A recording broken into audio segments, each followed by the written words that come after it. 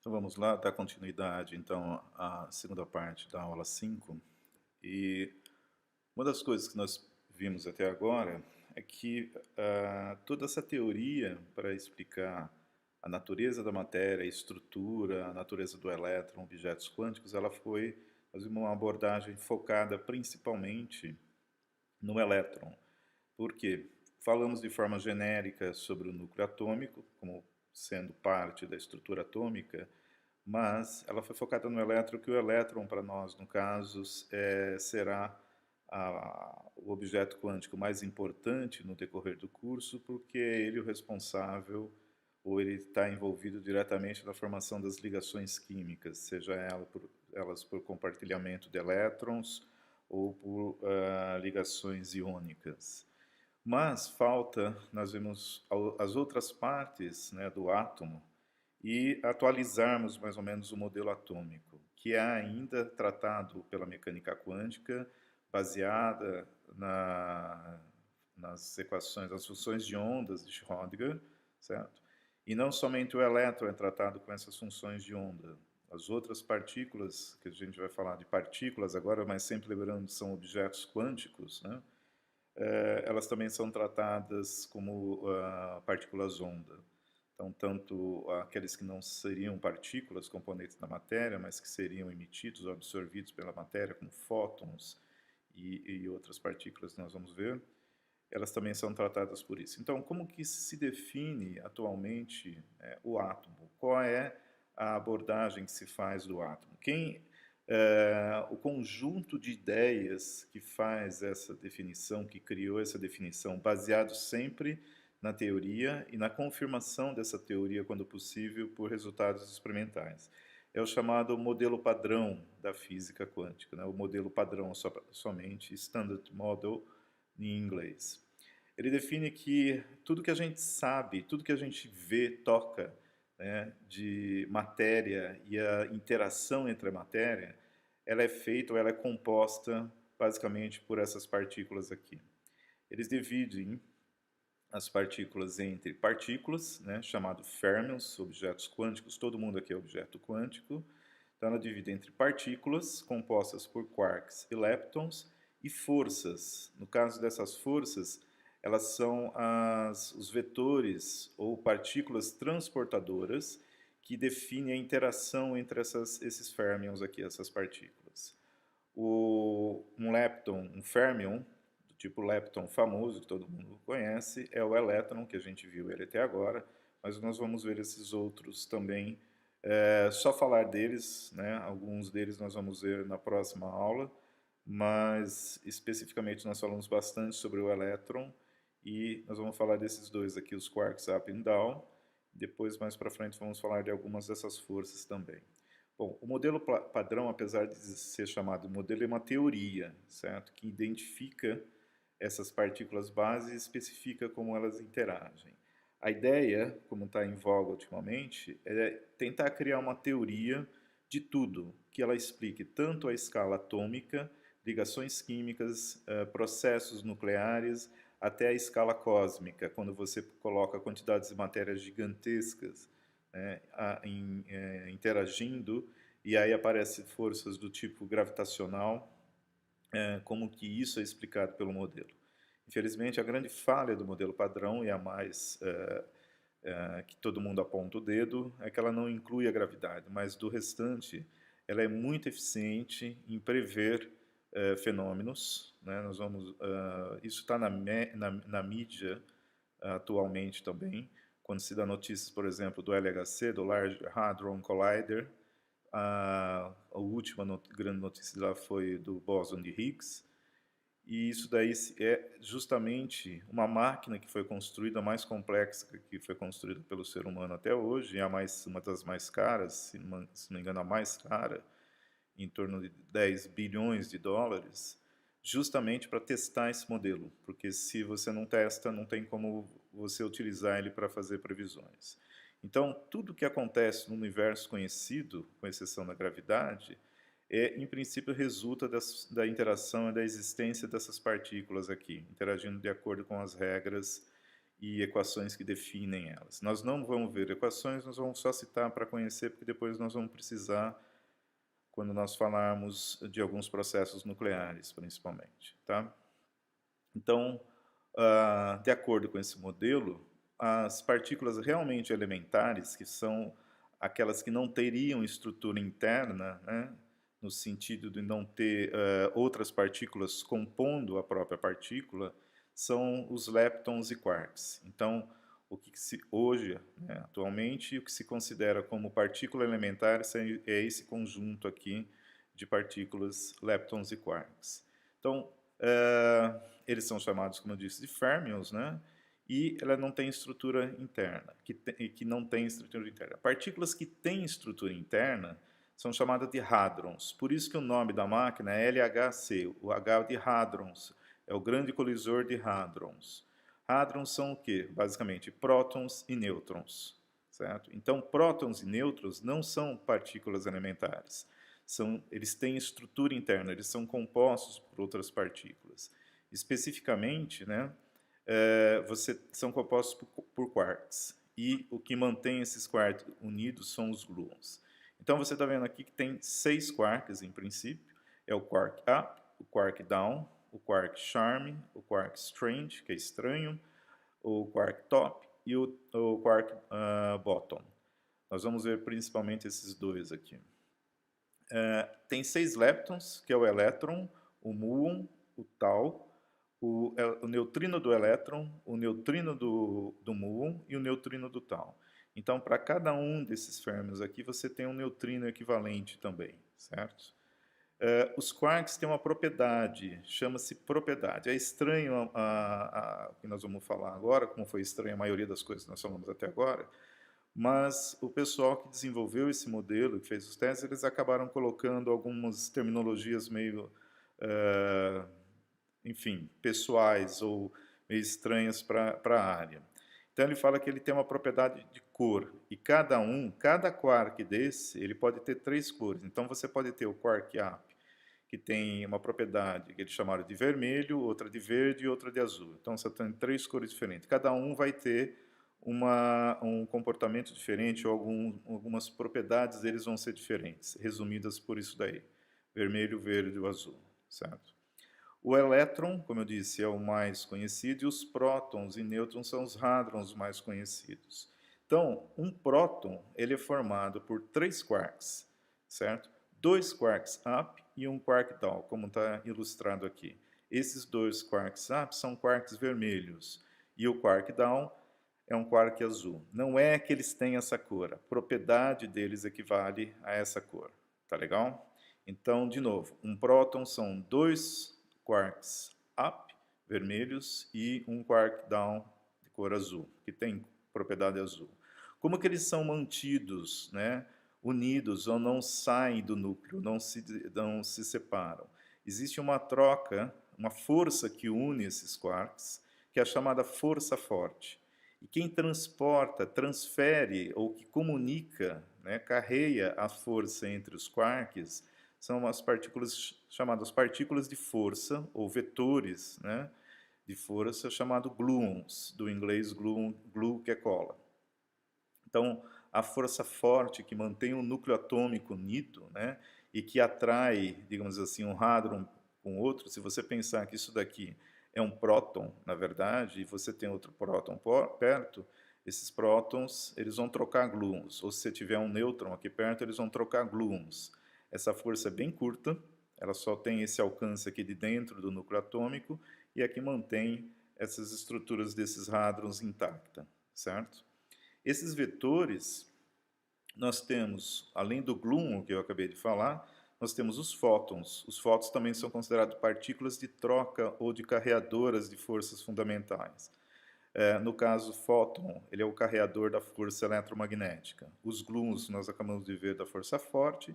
E esses 3 bósons aqui são os bósons vetoriais intermediários. É o bóson W+, W-, e o bóson Z neutro, ou bóson Z0, certo? Existe o outro bóson também aqui, que não está listado, mas nós vamos falar aí depois, que é o bóson de Higgs, que ele é o responsável pela a interação qualquer tipo de matéria, certo? Que tenha massa, obviamente, ou qualquer tipo de partícula que apresente massa, com o chamado campo de Higgs. O campo de Higgs é como se houvesse um campo, do jeito que há o campo eletromagnético, que ele se propaga, é como se o universo todo tivesse um campo energético, vamos dizer assim, que a interação da matéria com esse campo, via o bóson de Higgins, quanto maior for essa interação, quanto mais bósons você trocar com o campo, mais massa essa partícula tem. Então, essa é a base da ideia de Higgs, né? Ela foi proposta há mais de 30 anos atrás, e no caso, ela foi comprovada há pouco tempo no LHC, quando eles detectaram que existe uma partícula realmente com aquela energia que foi proposta, ok? Bom, as interações eletromagnéticas, como eu disse, ela é mediada ou ela é transmitida por fótons. Quando fala radiação eletromagnética, não é só a radiação, são interações eletromagnéticas. Então, eu estou dizendo, qualquer coisa que envolva campo elétrico ou campo magnético, certo? Como que você, em princípio, por que seu ímã gruda na geladeira, certo? Por que um ímã fica grudado? O que ele está fazendo com aquela matéria, com aquele pedaço de metal pelo qual ele é atraído ou ele atrai?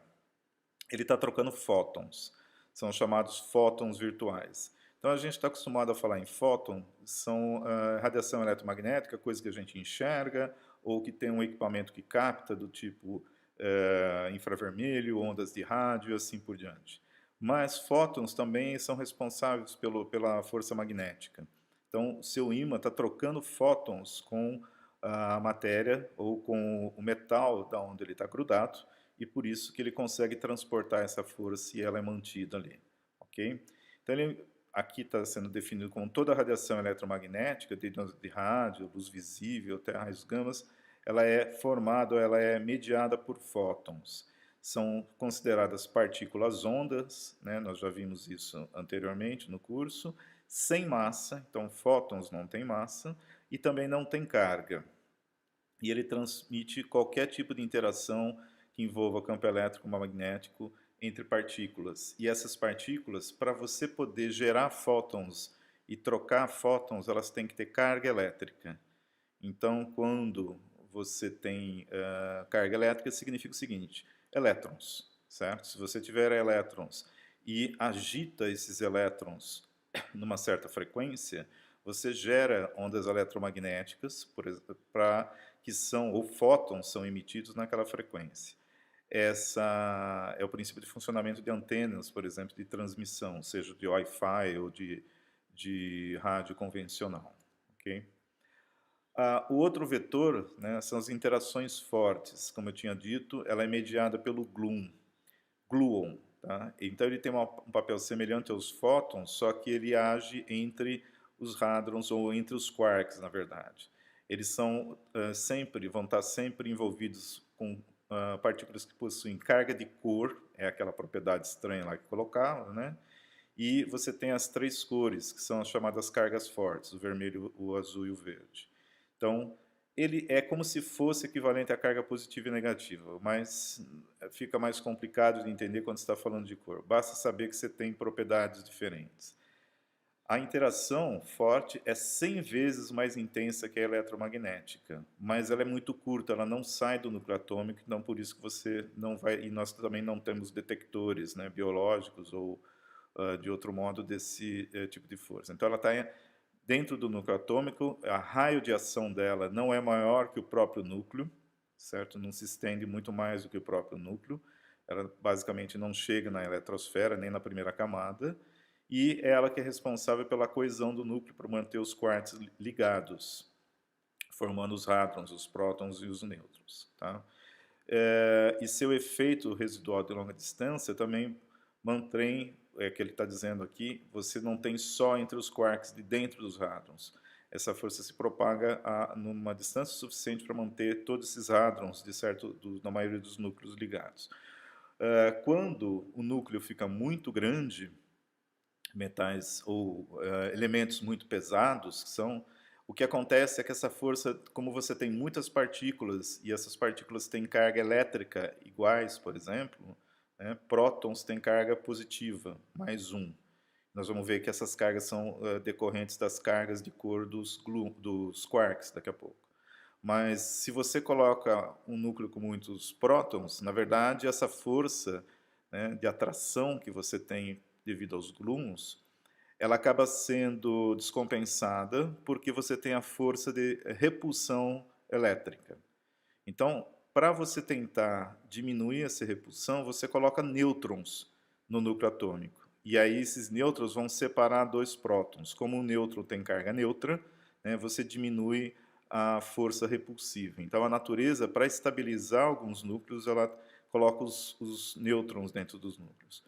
Quando esses núcleos ficam muito grandes, mesmo com nêutrons, é difícil de você manter essa coesão. Esses núcleos acabam se deformando, ele não é uma coisa sólida, rígida nesse sentido.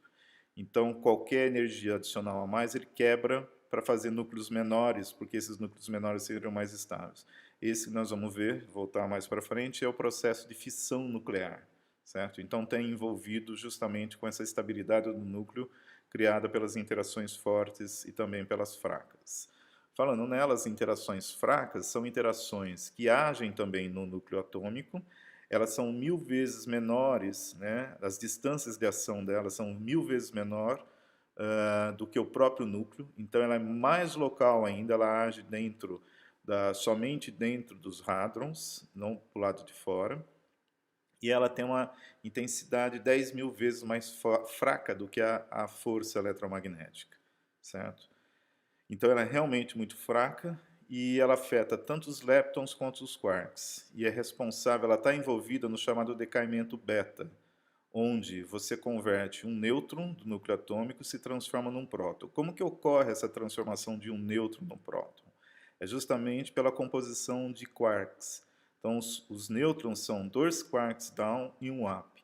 Um desses quarks down é convertido num quark up, e o mediador dessa conversão, que faz essa conversão, é o bóson W, certo? W+, ou W-, qualquer um dos dois, dependendo do que vai se gerar lá depois da conversão.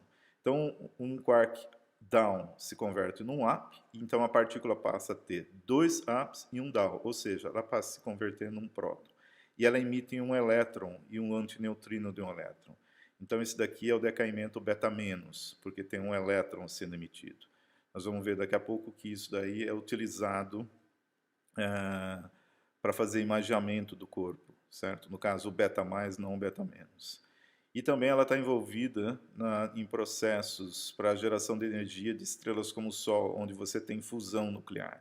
Então, processos radioativos, principalmente, né, envolve os bósons carregados W+, W-, e o bóson nêutron Z0.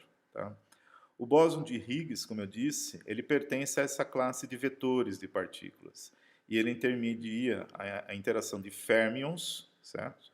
Que são os elétrons, os muons, os taus, os neutrinos, etc. e tal, com o campo de Higgs.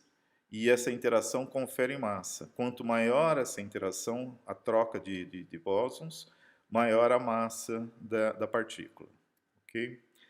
O último seria a força gravitacional. Entretanto, o modelo padrão ele até prevê a existência dos chamados gravitons, que seriam os responsáveis por essa força gravitacional, que seriam também interagindo entre os leptons, principalmente, são as partículas que teriam massa, certo? Ela tem que ter massa, e os gravitons seriam responsáveis pela ação da força gravitacional. Só que como ela é muito fraca, certo? Ela é uma centena de milhão, de milhão, de milhão, de milhão, de milhão de vezes mais fraca que qualquer uma das outras 3 interações, ou seja, ela é 10 a menos 38 vezes mais fraca, nós não conseguimos detectar ela em escala atômica. A força gravitacional só vai ser detectável quando você passa para uma massa muito maior. Então, você fala, mas eu sinto a força gravitacional sentado, ou de pé, ou andando, em qualquer lugar que eu vou. Sim, mas se você for ver a quantidade de átomos que você tem, então quando você reúne essa quantidade de quarks e leptons, certo? montando um corpo ou qualquer objeto grande, comparado ao tamanho deles, aí você sente a força, ela é detectável.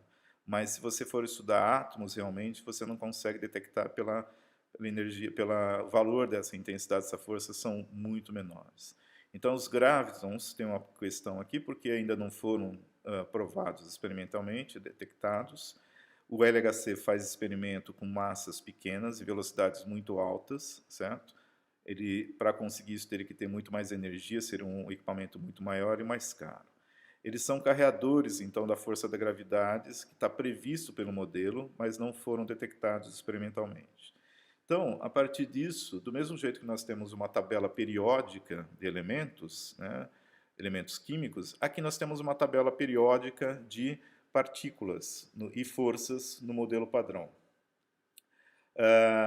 Então, aqui você tem, de novo, os fermos, os quarks, os leptons, aqui, os 6 quarks aqui em cima, os 6 leptons aqui embaixo, e as forças. O Higgs está aqui do lado de fora, né, que nessa época que eles elaboraram isso daqui, ele não tinha sido detectado, mas aqui não tem problema. Ele foi detectado com essa energia lá na LHC, né, e hoje está mais do que comprovado que realmente existe o bóson de Higgs e que, em princípio, existe o campo de Higgs também. Uma coisa interessante dessa tabela é mostrar o seguinte, veja, os quarks, né, assim como os leptons, eles têm propriedades, como foram ditas lá. Então, eles têm uma massa. Nessa escala, nessa área de trabalho de física de partículas atômicas, ou partículas elementares, você não trabalha com massa em gramas ou nada disso, que seria um número absurdo. Então, você converte a massa em energia dentro de um campo elétrico, enfim. Esse daqui ele vai te dar em mega electrovolts, tá? Electrovolts a gente já falou no curso. Não se preocupe com a unidade, se preocupe só com o valor. De perceber que quanto maior esse número, maior é a massa desse quark. Então você tem um quark up e um quark down, você está em torno aqui de menos de 10, né, em termos de unidade de energia ou de massa. E aí, no caso aqui, quando você passa para esses bósons, eles são, nesse caso aqui, são muito maiores. Veja, no caso do bóson bottom, né, ele passou para 4,18, mas é 4,18 gigaelectrovolts, e não mega. Então, a gente passou aqui 1000 vezes mais pesado, certo? Esse daqui é 100 mil vezes mais pesado do que um up ou down. Então, você tem quarks de tamanhos diferentes e massas diferentes. Essas massas maiores desses quarks significa que eles trocam mais bóson de Higgins com o campo. É uma característica deles, é uma propriedade de ser o que eles são.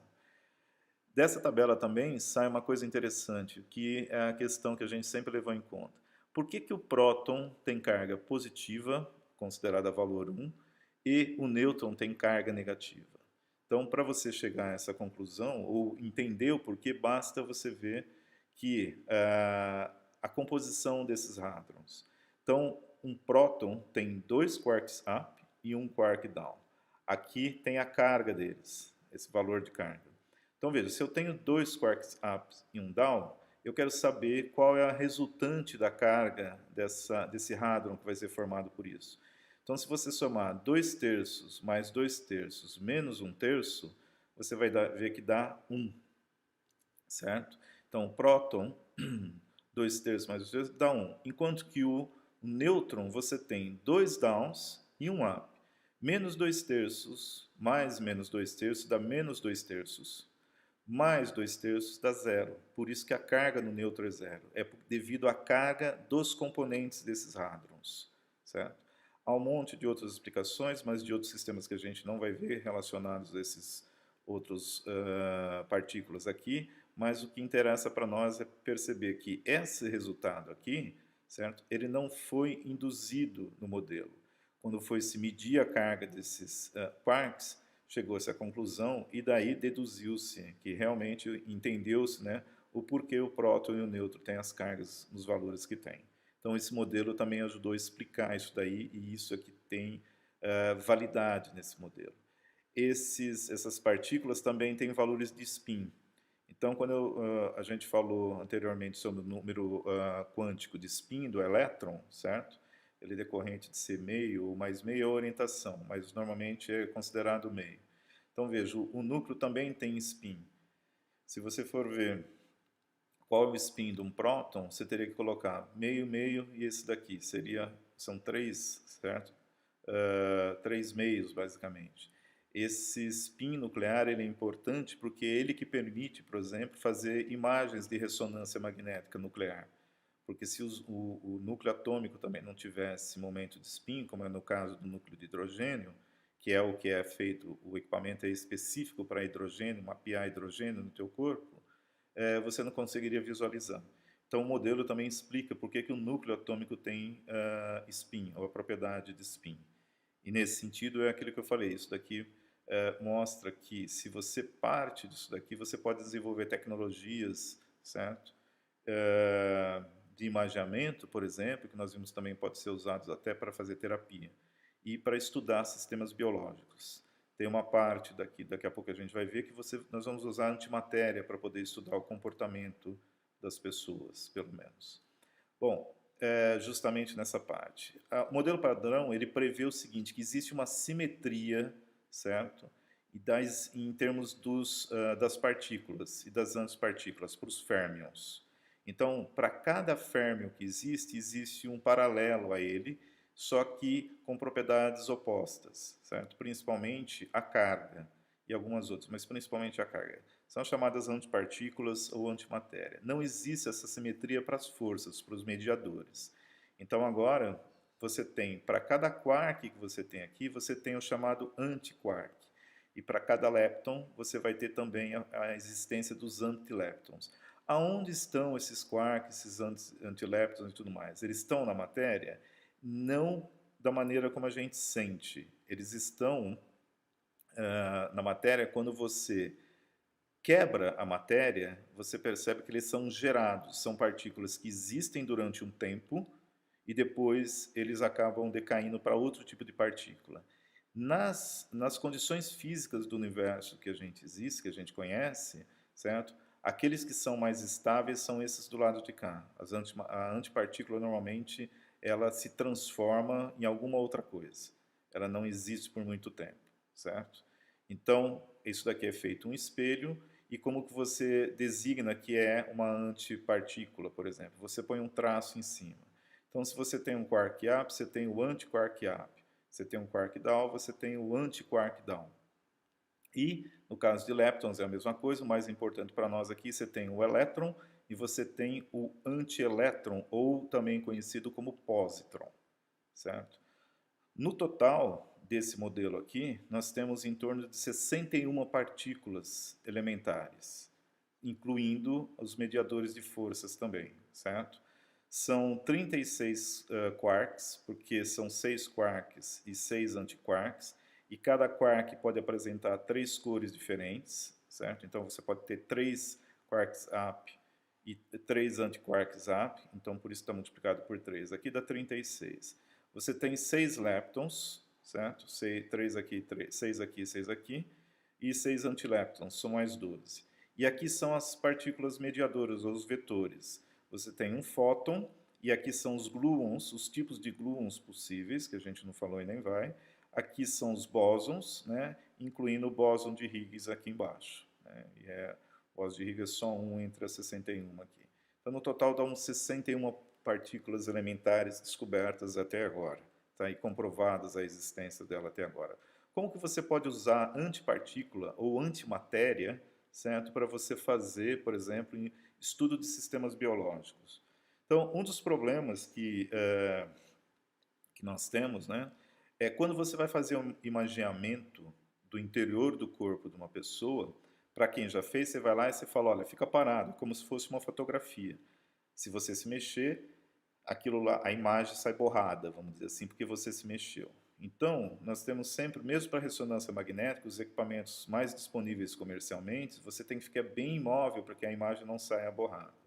Então, ele tem o que a gente chama de resolução espacial. Ele resolve, né, ou ele te dá um detalhe muito bom do espaço entre os tecidos, mas se você quiser fazer um estudo de como que esses tecidos funcionam, né, um coração batendo, por exemplo, aí não dá para você fazer o imageamento. Às vezes, existe equipamento hoje em dia que faz, mas é muito mais caro e é só para pesquisa que está disponível normalmente.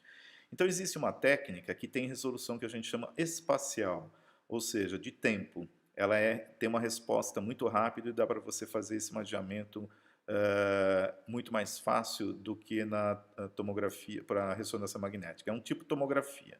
Esse é o equipamento, é bem mais barato do que uma ressonância e bem mais simples de você manter. Então, o farmacêutico, inclusive, pode atuar nesse campo aqui, porque para você fazer o imaginamento, você tem que injetar no paciente, né, material radioativo, um radiofármaco. Então, é um fármaco ou um contraste que ele emite partículas radioativas. Nesse caso aqui, a mais famosa, que é utilizada bastante, é a glicose radioativa, onde um átomo de oxigênio foi substituído por um átomo de flúor 18, que ele sofre o chamado decaimento beta+. Então, você injeta na pessoa essa glicose aqui. No caso, glicose existe, nós vamos ver mais na parte da segunda parte do curso, não desse, da Química Inorgânica 2, Geral Inorgânica 2, que existem outras moléculas que são utilizadas. Para cada tecido do corpo, você pode criar uma molécula de radiofármaco, aí também o farmacêutico pode atuar, principalmente lá no IPEM, em São Paulo, que desenvolve isso. Você desenvolve um radiofármaco para acumular naquele tecido. Então, você quer fazer um imaginamento de tireoide, por exemplo, ou do coração, ou dos rins, você desenvolve moléculas e manda para os hospitais ou clínicas que têm esse equipamento aqui. Então, o que acontece aqui? Você tomou a glicose, ela vai ser distribuída pelo corpo. Vamos supor que, nesse caso, eu quero fazer um imaginamento do teu cérebro, sem abrir a tua cabeça, e eu quero saber, por exemplo, qual é o efeito de você estar no equipamento. Eu quero diagnosticar se você tem um problema ou não, problema de memória, por exemplo, ou até tentar entender o comportamento das pessoas. São as áreas do cérebro que são responsáveis pelas boas emoções que a gente sente, boas emoções e más emoções. Então, você deita aqui na máquina, injetei glicose, que ele que vai para o cérebro, porque para ele atuar vai consumir muita glicose, e a hora que esse material radioativo estiver chegando lá, o que acontece? Esse flúor decai, certo? E ele emite um neutrino e emite um pósitron. O pósitron, como eu falei, é o antipartícula do elétron. Então, é um elétron, só que com carga positiva. Quando esse elétron com carga positiva encontra qualquer matéria, e eu estou dizendo qualquer outro férmion nesse caso, especificamente ele é emitido dentro do seu corpo, o que tem mais próximo ali, por exemplo, é qualquer molécula biológica, a água. Ele encontrou o elétron de uma ligação química ou de qualquer parte da eletrosfera, de um próton, do oxigênio, da água lá. O que vai acontecer? Eles vão interagir, esse elétron e esse pósitron, e eles vão se aniquilar. Nessa área aqui, a aniquilação significa o quê? Você converter toda a massa do elétron mais a massa do pósitron, em energia. E essa energia, uma dessa característica dessa energia é que essa massa é convertida em fótons de raios gama. São 2 fótons que são gerados, com energia aqui de 511 keV, e sai um por um lado, e a 180 graus do ponto onde foi emitido, sai outro. Então, o que acontece? Suponhamos, aqui ele está exemplificando aqui nessa parte do corpo, mas serve para qualquer uma, certo? Então, suponhamos que você tem a emissão do pósitron aqui. Essa parte da máquina é como se fosse uma câmera fotográfica, chamada câmera gama, e são 2 câmeras de cada lado, dentro desse anel, não são só 2, mas esse anel que está dentro aqui do equipamento, tem várias câmeras, certo? E cada uma, a 180 graus uma da outra, está conectada uma com a outra. Então, vamos supor, aqui emitiu a radiação gama devido à aniquilação do pósitron e elétron. Então, são 2 fótons gamas. Como ele está do lado de cá do corpo, e os fótons têm a mesma velocidade dentro do corpo, ou seja, esse fóton do lado de cá chega primeiro nessa câmera. Então, assim que esse fóton chegar, o sistema liga um cronômetro e fica marcando quanto tempo vai levar para aquele outro fóton a 180 graus desse chegar lá naquela câmera que está conectada com essa. Depois é só fazer uma conta para saber esse daqui quanto ele percorreu para chegar aqui, dentro desse espaço, desse anel de detecção, e você, pelo tempo que esse daqui chegou, pela diferença do tempo que levou para o outro chegar, você calcula qual foi a posição do corpo do paciente da qual esses fótons foram emitidos. Aí você vai lá na tela e põe um pontinho. Aí você faz isso continuamente com esse conjunto de câmeras aqui, qualquer parte do corpo. Então, você posiciona o paciente aqui dentro desse anel de acordo com o tecido ou órgão que ele quer fazer o imageamento, certo? Então, um exemplo está aqui, olha. Isso daqui é a imagem do cérebro, de um corte de cérebro, uma tomografia, então você faz cortes, né? Imagens por planos do cérebro de uma pessoa não fumante. Esses daqui são receptores dopamínicos, certo? Então, a dopamina, para todo mundo que já sentiu a liberação de dopamina, sabe que é muito bom, muito bem. Então, você está ligado à sensação de prazer. Então, perceba, uma pessoa não fumante tem muito mais receptores de dopamina do que um fumante. Isso significa o quê? Que, normalmente, o não fumante ele acaba tendo menos consequência da liberação de dopamina no cérebro, porque ele tem menos receptores do que o fumante. Digamos assim que um fumante seria menos feliz, certo? Do que o não fumante. E isso é uma questão não de opinião, mas é uma questão fisiológica que está sendo mostrada aqui. Uma pessoa normal tem mais receptores de dopamina do que uma pessoa, um alcoólatra, certo?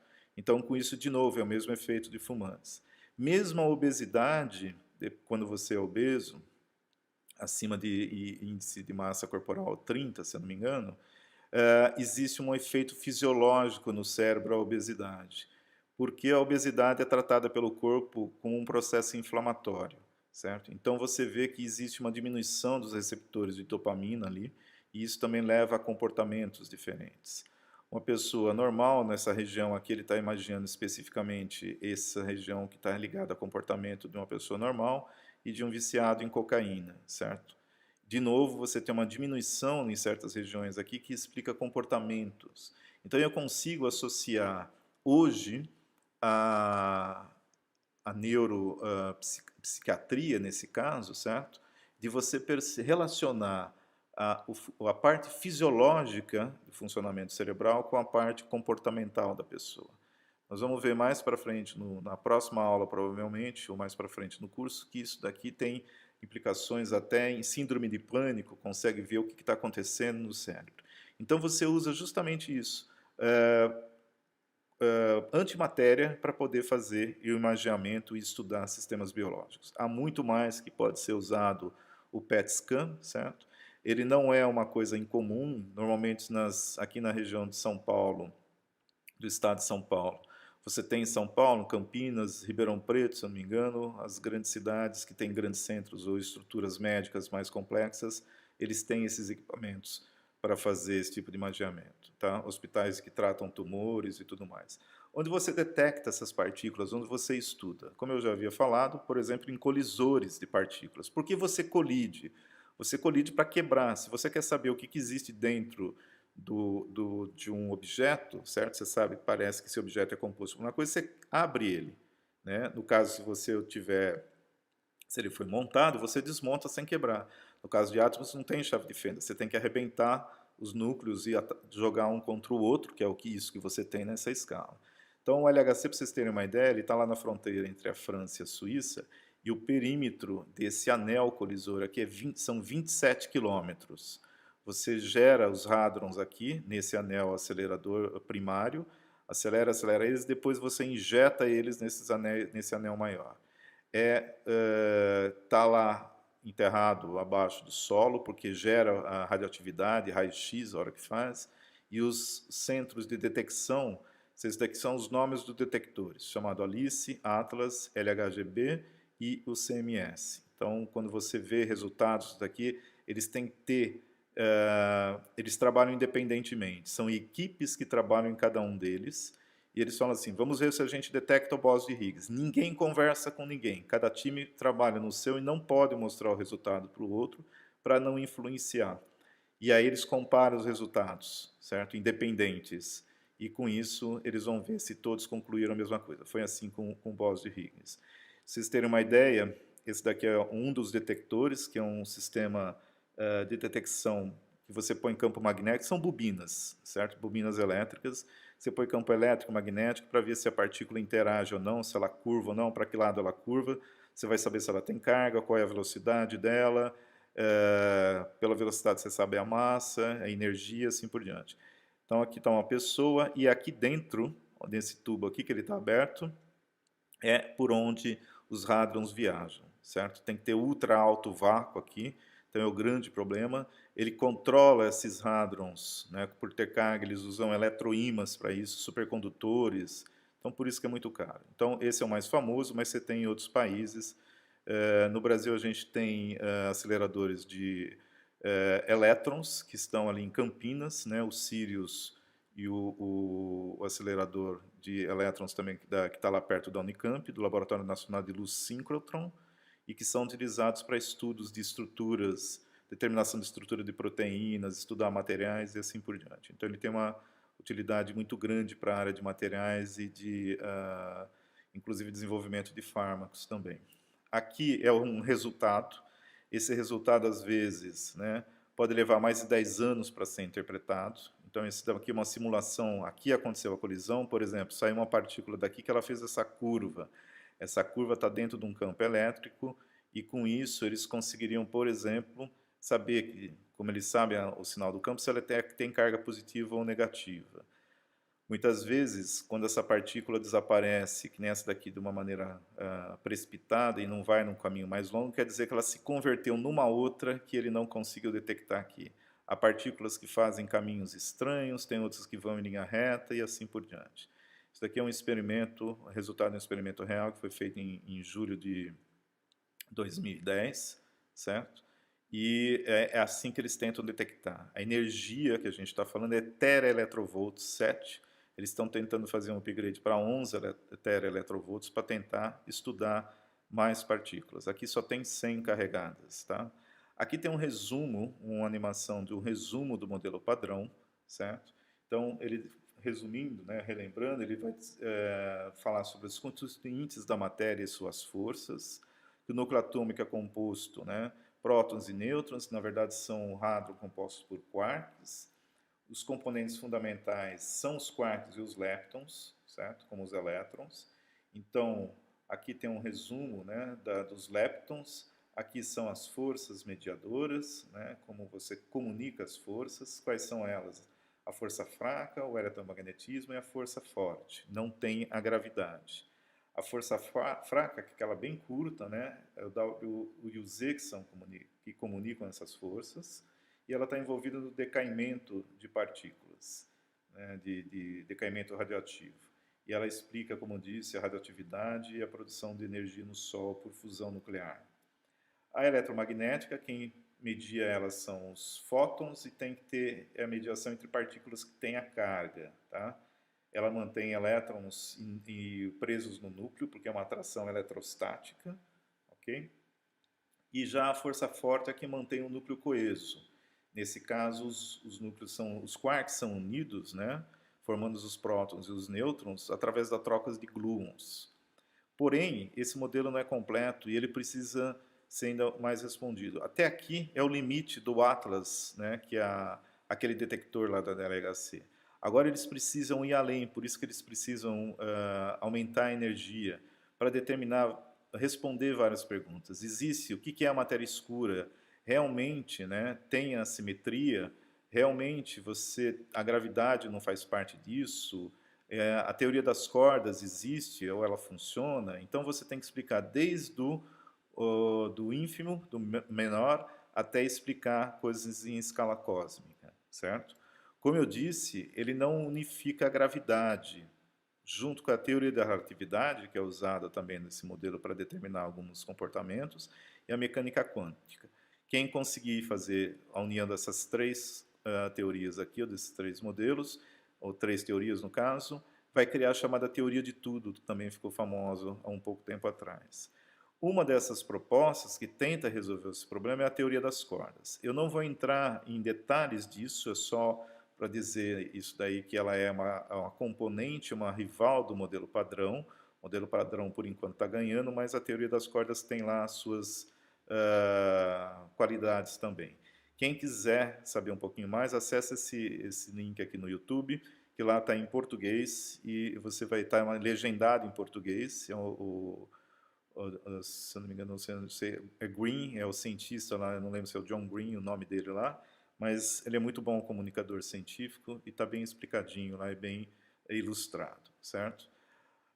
Resumindo, então, esse é o modelo errado, mas é o que tinha aqui na figura, que a gente teria que pôr o modelo de Schrödinger, no caso. Mas aí o que você tem? Né? Qual é a escala que a gente está? Então, nós partimos lá daquela esfera maciça, dos elétrons girando em órbitas, dos elétrons sem saber onde estão, são mais nuvens de probabilidade. Então, a gente tem um elétron aqui na escala menor que 10 a menos 16 centímetros. O núcleo, certo? Ele está numa escala de 10 a menos 12 centímetros, que você tem os hadrons, que são os prótons e os nêutrons, que na verdade são compostos pelos quarks, que estão na escala de 10 a menos 13 centímetros. Então, ele é menor, 10 vezes menor, né, que o próprio partículas do núcleo. E os quarks estão na escala de 10 a menos 16 centímetros, certo? A teoria das cordas diz, na verdade, que cada uma dessas partículas aqui, os quarks e os elétrons, chamadas partículas elementares, são manifestações de vibrações de cordas quânticas, que estão numa escala de 10 a menos 37 centímetros, chamada escala de Planck. Então, você tem o Planck, na verdade, ele propôs... Planck não, ele falou que existe um limite de tamanho para o mundo quântico, que abaixo daquele valor, que seria abaixo desse daqui, você não tem sentido algum falar de qualquer fenômeno físico abaixo desse valor. Isso levou à proposta de que, pela mecânica quântica, que o espaço também seria quantizado. Do jeito que a gente viu os quantas para emissões, né, de corpo negro, emissões, transições eletrônicas, você só emite certas energias, o espaço só poderia existir de tamanhos pequenininhos, certo? Seriam pacotes de espaço também, ok? É só para entender. E nesses pacotes de espaço é que vibrariam as cordas. De repente, se uma corda vibra numa certa frequência, essa frequência gera um elétron. Se ela vibrar numa outra frequência, é um quark, certo? Então, é uma sinfonia cósmica, como dizem, gerando essas partículas. Ela tem vários problemas matemáticos, essa teoria, mas se ela funcionar, ela responde um monte de outras questões também. Lembrando aqui que são o que a gente tinha falado aqui, os quarks, né, para formar os prótons e os nêutrons, têm essa composição aqui. Bom, então, de tudo que a gente viu até agora, que está representado nessa tabela periódica, são todos os elementos que a gente conhece. Há uma fila de elementos novos aqui, como essas azuis também aqui, principalmente. Eles são sintéticos, são aqueles que são feitos também em alguns aceleradores de partículas, que são especificamente para construir novos núcleos atômicos e tentar estudar. Entretanto, como eu disse, esses núcleos são muito grandes e a própria força fraca não consegue manter. Então, são elementos químicos que foram detectados, que conseguiram ser medidos em algum momento, mas a existência dele é muito curta. Às vezes são milissegundos de existência. Mesmo assim, eles colocam, tem tabelas periódicas que estão mais atualizadas que essa, eles colocam aqui, certo? De qualquer modo, isso é o que representa o que a gente chama de partículas, ou pelo menos que está representando como sendo os componentes. São combinações de quarks, isso daqui, certo? De quarks e fermions. Então, os elétrons, certo? Os leptons e, no caso aqui, os quarks up and down, é o que representa a tabela periódica em escala atômica, ou pelo ponto de vista do modelo padrão, certo?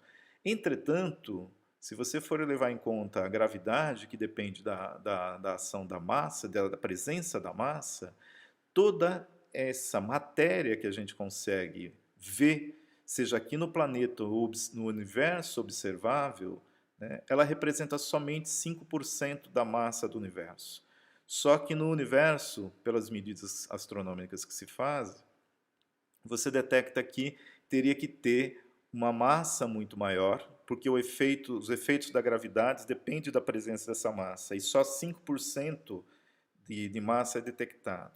Então, o modelo padrão está tentando, assim como os experimentos de astronomia, etc., tentando estudar como que seria, o próprio LHC vai tentar isso, para entender o que seria a matéria escura ou a energia escura. Então, ele é utilizado para entender esse tipo de matéria e energia que ainda não detectamos, para tentar prever o que seria isso daí. Cada dia sai um candidato novo, mas não necessariamente resolveu o problema isso. Então, a ideia é que esse modelo ele tem que explicar toda a escala que a gente conhece. Tá? Para finalizar aqui, para quem quiser, para saber, para ver ter uma ideia mais ou menos da escala do mundo que a gente conhece, entra nesse site aqui, ele tem uma simulação que você pode escolher na primeira tela lá qual é a língua que você quer ver a simulação e depois interage. Ele vai te mostrar o que nós conhecemos atualmente do maior até o menor. Estou dizendo isso atualmente para vocês terem uma ideia, muita gente não sabe, mas em 1922 a ciência achava que o universo era a Via Láctea. Eles não sabiam que alguns pontos que você via brilhantes no céu noturno não eram estrelas, eram galáxias, na verdade. Então, eles achavam que o universo tinha 100 mil anos-luz de diâmetro, né? Em escala cosmológica, medida em anos-luz, que é o espaço que a luz percorre no vácuo em um ano, certo? Então, você pode falar que são 9 trilhões e alguma coisa de quilômetros que ela vai percorrer no espaço. Então, para não fazer números grandes, né, se usa anos-luz, que é o espaço que ela percorre durante um ano. Então, para você sair de um lado da Via Láctea para ir para o outro, você vai levar 100 mil anos-luz. Se você viajar a velocidade da luz, na verdade, certo? A gente é insignificante, está num desses braços aqui, na constelação de Órion, se não me engano, certo? No braço de Órion, desculpa, não na constelação, no braço de Órion, bem no cantinho aqui. E leva mais de 200 mil anos para dar uma voltinha ao redor daqui, tá legal? O universo observável, 90 anos depois, ele tem 93 bilhões de anos-luz. Então, o Edwin Hubble, que dá o nome ao telescópio, foi ele que detectou, na verdade, que aquelas galáxias, aqueles pontos eram galáxias, que essas galáxias estavam se afastando do nosso centro de referência, que é o planeta Terra. Para qualquer lugar que você olhar, elas estão se afastando. Foi aí que ele descobriu que o universo era composto por trilhões de galáxias, certo? Então, esse é o mapa mais completo que a gente tem do universo. Obviamente, a Terra está aqui no centro, e você olha em volta, que é a nossa referência, e a Via Láctea fica aqui no superaglomerado de Virgem, que é aqui bem no meio. São 93 bilhões de anos para a luz sair de um lado e ir para o outro. Aí você pode perguntar assim, mas professor, não tem 14 bilhões de anos, né, a idade do universo? Sim, mas o espaço expande nesses 14 bilhões de anos.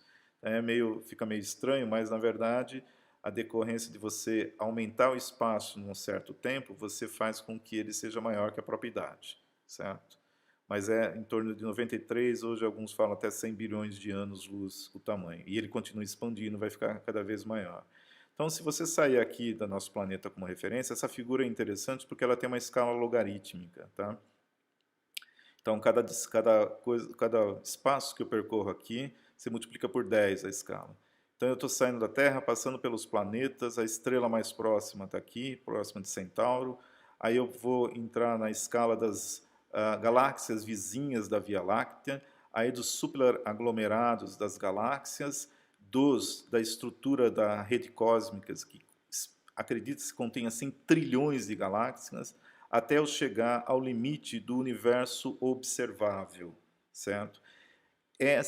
Esses modelos atômicos, eles têm que explicar a existência de tudo isso até as coisas ínfimas, tipo uma escala de quarks, né? Um atômetro, 10 a menos 18 metros. O quark top, por exemplo, ele está num zeptômetro, 10 a menos 21 metros. Um neutrino, que eu falei, 10 a menos 24, um ioctômetro. Tá? Até você chegar na escala de Planck, ou no comprimento de Planck, certo? Que é formada chamada espuma quântica, que esse quadriculado aqui simularia, por exemplo, a quantização do próprio espaço. A gente está falando de 10 a menos 35 metros aqui. E é nesse espaço, por exemplo, nesses nós quânticos aqui da espuma, que você teria a teoria das cordas, mostra que essas vibrações dessas cordas seriam cordas vibrando em dimensões maiores que as 3 que a gente conhece, que as 4, inclusive o tempo. Existem cordas que teriam dimensões das 6 ou até 9, 12 dimensões, que elas não são detectadas porque elas seriam muito pequenas comparadas a essas outras que a gente conhece, comprimento, altura e largura e o tempo, certo? Então, o modelo, ele tem que explicar tudo isso que existe. A gente está inserido nisso daqui, certo? Mas do mesmo jeito que uma ligação química, do jeito que nós vamos ver mais para frente, ela explica como seria a interação entre dois elétrons ou mais, né? O mesmo modelo ele tem que explicar como que é a interação de massas gigantescas como galáxias ou esses aglomerados. Por que que o universo forma essa rede, né, de galáxias? Qual a origem desse tipo de coisa? Enfim, com isso nós encerramos a parte de estrutura da matéria e nós vamos utilizar esse conhecimento para as próximas etapas do curso. Tá? Continua no mesmo capítulo, né, até o item 6.8. Essa parte aqui da estrutura do modelo padrão, usem o material aqui da aula para vocês estudarem e entenderem, porque no livro você não tem isso daí, basicamente, nem naquele da edição online. Tá? Na próxima aula teórica, a gente vai falar justamente de química nuclear e chegar em, inclusive, ver os efeitos biológicos da radioatividade. Nós vamos usar parte do que foi feito, do que foi falado até aqui, certo? Então, com isso, a gente conclui essa parte da estrutura da matéria e nós depois damos sequências. Até a próxima aula.